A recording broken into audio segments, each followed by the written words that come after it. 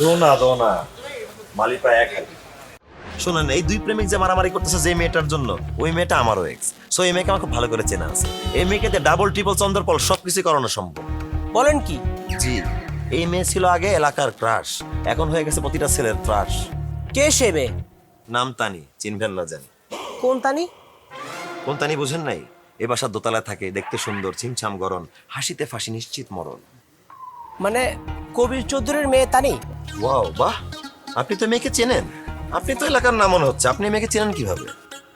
না মানে ওর সাথে আমার বিয়ের কথাবার্তা চলছে তো, তাই আজকে ওকে আমি দেখতে এসেছিলাম।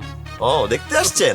বাহ, দেখতে আসছেন, ভালো ভালো। মেয়েটা দেখতে বেশ সুন্দরী, কিন্তু মনটা যে কতটা কালো সেটা আমি আমার নিজ মুখে বলতে পারছি না। এই তোর কিছু বল না ভাই। তুই ক ভাই, ওই মেয়েটার কথা আর কি বলবো? এই মেয়েটার জন্মই হয়েছে ভাই পৃথিবীতে ছেলেদের ঠকানোর জন্য। আরে ভাই, কি স্বার্থপর, বেঈমান, নিষ্ঠুর।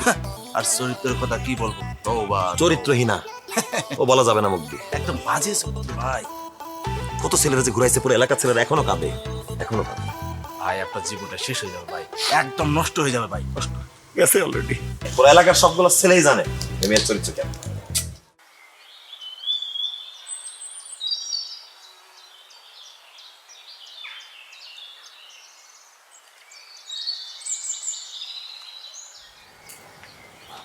কি মিস তানি, এখানে কি মন খারাপ করে দাঁড়িয়ে কাঁদছেন নাকি ছাদ থেকে লাফ দিয়ে পড়ে যাওয়ার প্ল্যান করতেছেন?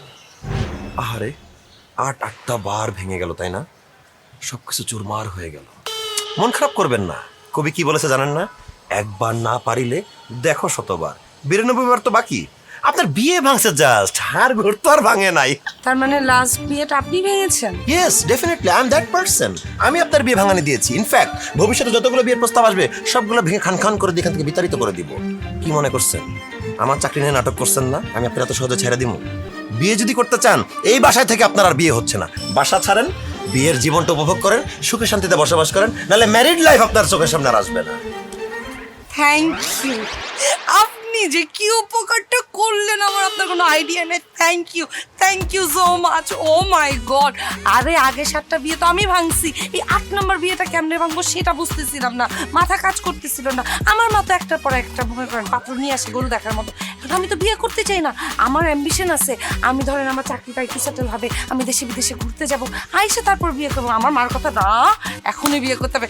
ভাই, যে ডেডিকেশন আপনার মধ্যে আছে আমার বিয়ে ভাঙার, এই ডেডিকেশনটা আপনার ভিতরে রাখেন, সিরিয়াসলি রাখেন ভাই। Thank you, just thank you.